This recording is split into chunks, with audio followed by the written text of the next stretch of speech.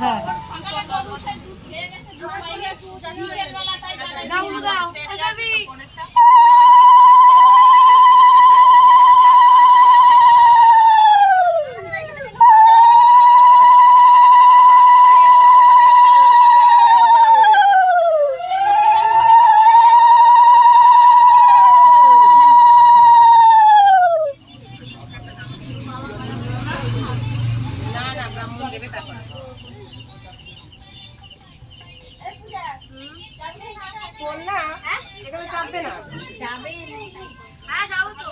দাঁড়া না